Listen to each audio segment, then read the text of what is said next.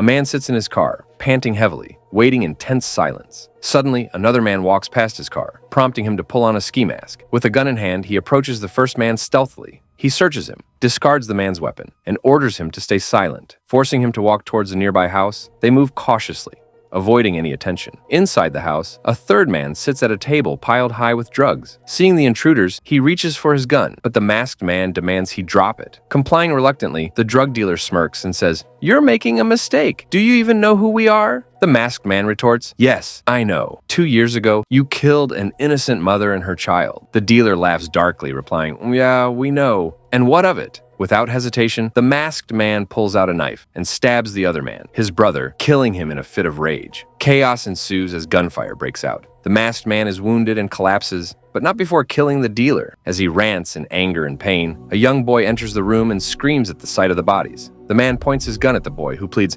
"Please don't shoot. I'm nobody. I just came here to buy something." The man lowers his gun and says, "I'm sorry. This wasn't meant for you." He lets the boy go. Trying to escape, the man comes across a group of men outside. They spot him, and a chase begins. He slams the door behind him, leaps through a window, and runs into the street, only to be struck by an oncoming vehicle. His lifeless body is left on the ground. Next scene, we are introduced to a singer-songwriter. Skye Riley takes the stage after a year-long absence. Once a rising star, her career took a dark turn following a car accident that claimed the life of a beloved actor. Now sober and ready to face her audience, Skye speaks about her struggles with addiction and the pressure from fans to return to touring. She apologizes to her loved ones, her fans, and her team, expressing gratitude for their support. After the show, she mingles with fans, signing autographs and taking pictures, showing glimpses of her former vibrant self. The next day, Skye rehearses with her crew. Midway through a dance routine, she feels a sharp pain in her back. The director notices her discomfort and calls for a break, but Skye insists on continuing. In the bathroom, Skye examines her aching back. She rummages through her bag and retrieves a small packet of drugs. Just as she's about to use it, a loud knock startles her, causing the packet to fall into the sink. Breathing heavily, she opens the door to find her mother. Her mother smiles, saying, "Have a good day today," before closing the door and asking her to join her. Driving with her mother, Skye discreetly texts someone,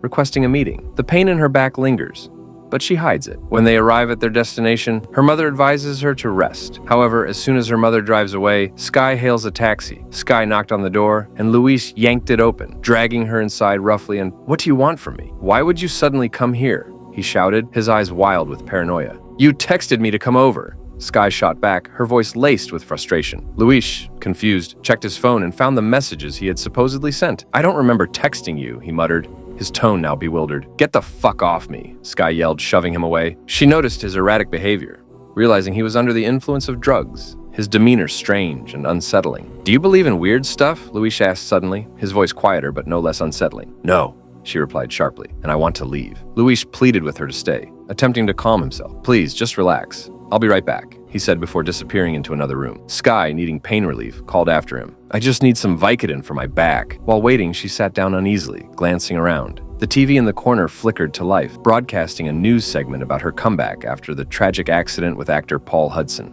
The coverage delved into her history of public substance abuse. Annoyed, she grabbed the remote and turned it off. Minutes turned to what felt like an eternity, and Luis still hadn't returned. Skye called out to him and cautiously moved toward the room he had entered. Without warning, Luis burst out, screaming in terror, his eyes darting as though he were being chased by something unseen. "No, get away from me," he yelled. "What's happening?" Skye demanded, panic creeping into her voice. Luis collapsed to the floor, choking on something invisible, his body convulsing violently. Skye, frozen in fear, watched as his body jerked unnaturally, his eyes snapping open with a chilling smile on his face. He sat up, grabbed a piece of metal, and began smashing his own head repeatedly until his skull split. His lifeless body slumped to the ground. Skye recoiled, her stomach turning as she vomited at the horrifying sight. Trembling, she reached for her phone to call 911, but froze when she noticed a pile of cocaine on the table. The realization of how this might look struck her hard, and she hesitated. Back at home, Skye gulped down water to calm her nerves, ran to the bathroom, and combed her hair mechanically, trying to regain a sense of normalcy. Crawling into bed, she closed her eyes, but the silence was broken by eerie, faint sounds. Her eyes flew open and she turned on the light, her breathing shallow and panicked as she scanned the room. The next morning, Skye sat in a makeup chair, her mind still reeling. She felt disoriented, her vision briefly blurring. Her mother's voice brought her back to reality, though she realized she hadn't been paying attention. She nodded absent-mindedly as her mother commented on how exhausted she looked and suggested she reconnect with her estranged friend Gemma. Later, a longtime friend, Darius, arrived with flowers, bringing a brief reprieve from her unease. He announced a fundraising dinner for underprivileged youth and asked Skye to be a special presenter. No press, no red carpet. Your remarks are pre-written. You just need to smile and read from the teleprompter, he assured her. Skye agreed, managing a faint smile. Later that evening, Skye picked up her phone to text Gemma but hesitated. Before she could send anything, an unknown number sent a chilling message. Were you at Luis Fragola's apartment last night? Her heart raced as fear settled in. As she looked around the room, suddenly hyper-aware of every shadow. Turning to the mirror, she froze. The phone slipped from her trembling hands. Behind her was the reflection of Luis, his face expressionless and haunting. She whipped around, but no one was there. When she looked back at the mirror, Luis moved in tandem with her. She tilted her head and the reflection followed. Suddenly, Luis's reflection grabbed his jaw and yanked it open grotesquely. Skye screamed, stumbling back as the door burst open. Her associates entered, startling her further. "Can't you knock?" she yelled. "We've been knocking," her mother said firmly. Skye brushed them off, refusing to wear the dress they brought for her despite their persuasion. The next day, Skye attended a fan meet and greet, smiling for photos and signing autographs. Fans beamed with excitement, but one man stood out. His unsettling presence sent a shiver through her. He requested an autograph for someone named Alfredo and, while posing for a photo, leaned in close. "You seem sad inside. I can make you happy," he murmured, his tone eerie. Skye pulled away, signaling security. As they escorted him out, he shouted, "I love you, Skye!" She tried to shake it off and return to work, but another strange encounter followed. A young girl approached, said nothing, and simply stared at her with an unsettling intensity before walking away, leaving Skye rattled once again. Skye sat back, staring at an old message on her phone. After a moment of hesitation, she finally decided to call her friend. Instead, she left a voice message, saying how much she missed her and wanted to talk. To her surprise, Gemma called back almost immediately. Skye answered with excitement, but quickly began to apologize, confessing how much she missed her and how lonely she had been. She asked if Gemma could come over, and Gemma agreed. Relieved, Skye sighed deeply, picked up a bottle of water, and moved to her piano. She started playing a song she had written. Suddenly, the sound of breaking glass startled her. She turned to see the shattered water bottle on the floor. Alarmed, she wondered if someone else was in the house. Checking the door, she confirmed it was still locked. She grabbed a cleaning tool from her wardrobe and returned to find something unusual. A signed t-shirt belonging to a strange man she had encountered earlier. Scattered shoes, clothes, and pants lay around. Nervously, she turned off the light, and in the dimness, she spotted the naked figure of the man standing ahead. Before she could react, he lunged at her. Skye ran to the door, flung it open, and found Gemma standing there. Gemma, puzzled, asked what was happening. Skye, panicked, told her to be quiet, and grabbed an object to defend herself. However, when she turned back, there was no broken glass, and the water bottle was back in its original place. Confused and shaken, she hugged Gemma tightly. "How did you get here so fast?" she asked. Gemma replied, "You called an hour ago." Stunned, Skye muttered, "An hour?" She stepped back, unable to make sense of it all. After some time, the two friends reconciled, apologizing for past grievances. When Gemma asked about Skye's strange behavior, Skye recounted her haunting experience at Lewis's apartment and how she kept seeing his face. Concerned, Gemma suggested Skye spend the night at her place. Skye gratefully agreed. The next scene showed Skye's face, wounded and bleeding. She screamed in pain, staring at the severed head of Paul Hudson. Crying and begging for help, she suddenly woke up, gasping for air. Gemma, sitting by her bedside, asked if she was okay. Skye nodded, apologizing once more, and lamenting how she always seemed to ruin everything. Gemma replied, "Because you're a horrible person." Shocked, Skye asked her to repeat what she said. Gemma's face twisted into a strange smile, then transformed into a glowing light. Panicked, Skye jumped out of bed. When she turned back, the bed was empty. Gemma entered the room, asking why she was screaming. Skye, confused, realized it was morning and yelled at Gemma for not waking her up earlier. "Mom's going to kill me," she screamed as she rushed out. Later, Skye asked Gemma to join her for rehearsal, but Gemma declined, citing other commitments. Just then, Skye's mother burst into the room, demanding why she was late, with hundreds of people waiting on her. Skye apologized profusely to Darius and the crew upon arriving. In the next scene, during rehearsal, Skye was on stage when she saw a disfigured man's face. She fell, screaming in pain as an injury appeared on her leg. Everyone stopped, staring at her in confusion. The director approached, asking what was wrong. Skye looked up and found no injury on her leg. Embarrassed, she accused the dancers of knocking her down. The director insisted that no one had touched her. Feeling humiliated, Skye stormed off stage. Back in her dressing room, she saw her assistant Joshua walking out with a strange smile. When she entered, she found her room completely trashed. Enraged, She confronted Joshua, accusing him of destroying her room. He denied it, claiming he hadn't been there. Her mother, Elizabeth, arrived, dragging Joshua back to clarify that he had been with her all day. Confused, Skye tried to make sense of the chaos. Elizabeth questioned whether Skye was using drugs. Skye yelled back, denying it and offering to take a drug test. Her mother demanded she pull herself together and reminded her about the evening's show with Darius. Skye's frustration and pain were evident. No one seemed to believe her, leaving her isolated and overwhelmed. Her mother's words stung, but Skye knew she had to perform, even as the world around her spiraled into chaos. At Darius' show, Skye stood waiting to be called up on stage. She tried texting Gemma again, but received no response. The room's quiet amplified every sound, including the faint buzzing of a fly. The insect circled around her face before landing on her lips. Irritated, she waved it off, smudging her lip gloss in the process. Walking onto the stage, she was greeted by thunderous applause. Skye smiled nervously and approached the podium, reading from the teleprompter. Her voice projected the carefully crafted words, but halfway through, the screen froze. She hesitated, hoping it would restart. When it didn't,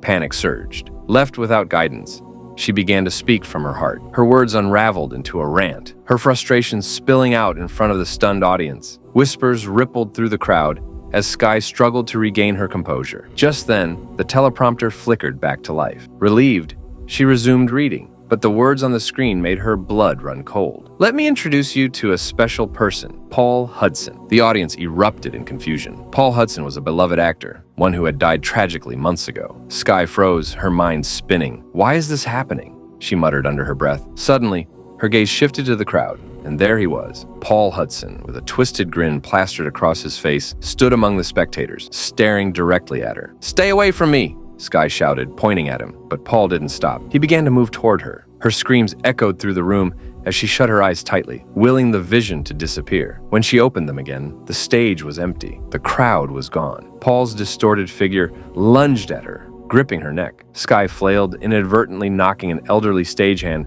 The old woman fell with a yelp.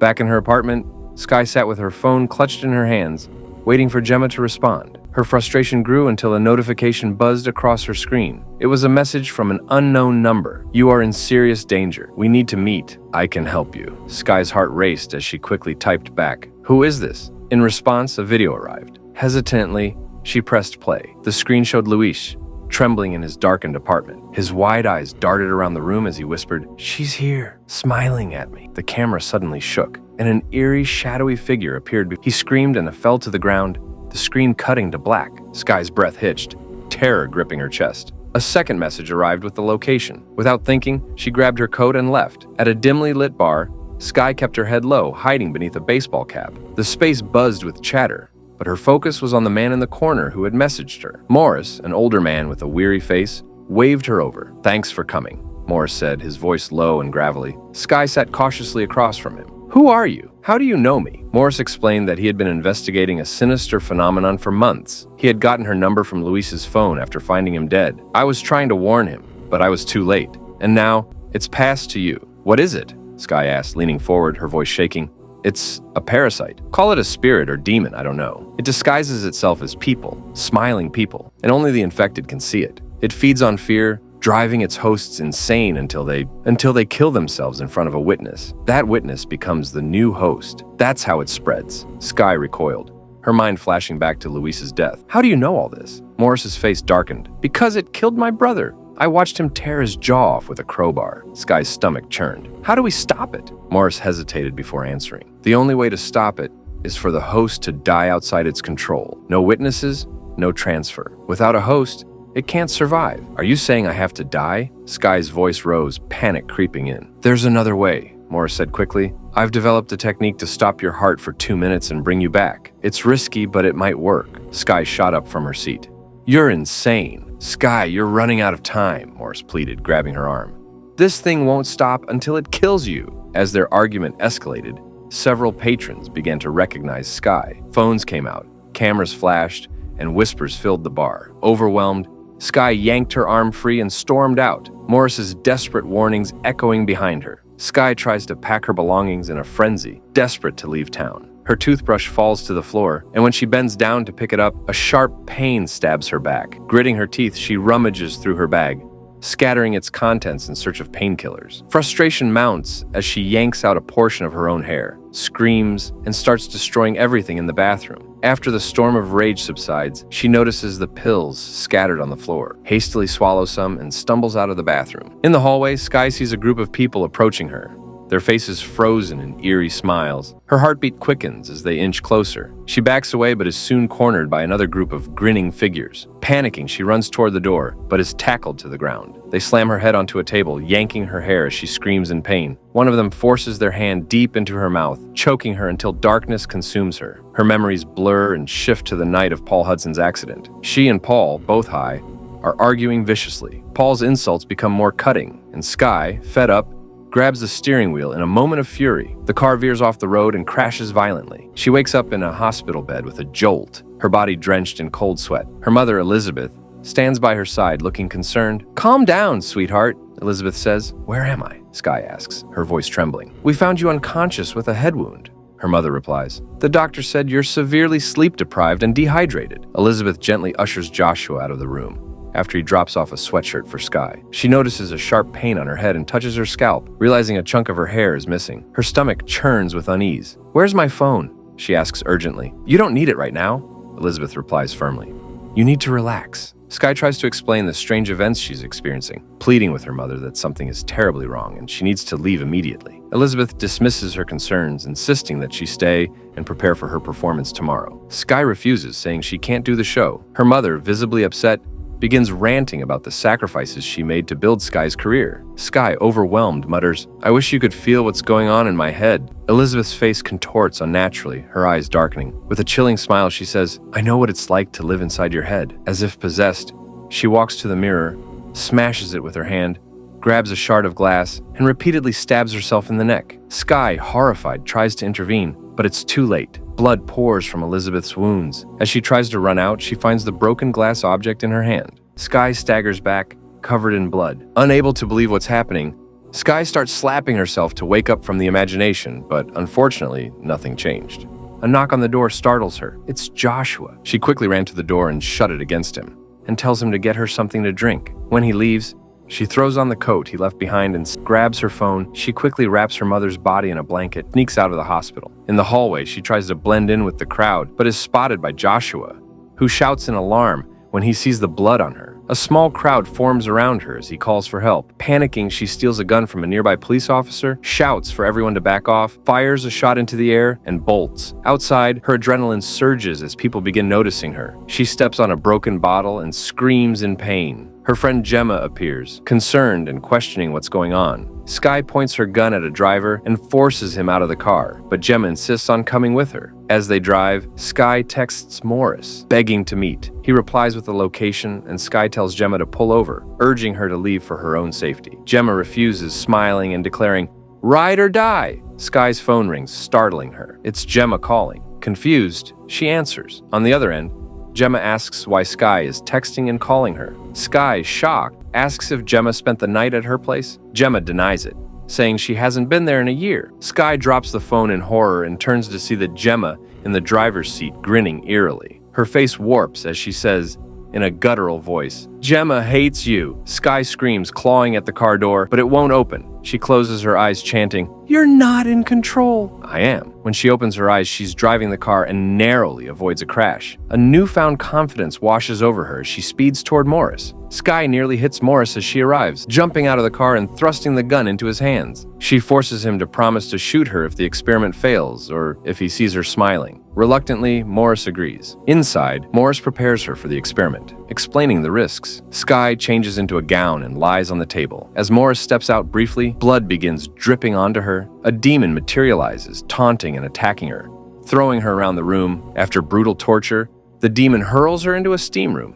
and she finds herself on stage before a roaring crowd. Her mother's there, beaming with pride. Suddenly, the demon appears, grinning grotesquely, tears at herself in despair, transforming into a monstrous form. The demon stretches its clawed hand into her mouth and rips it open. The crowd watches as Skye collapses on stage, coughing. They urge her to get up. Slowly, she rises, a twisted smile on her face. The audience falls silent. She takes the microphone, smashes it into her skull repeatedly, and collapses dead, releasing the virus to everyone present. If you enjoyed this recap, Please like, share, and subscribe. Don't forget to hit the notification bell. Thank you.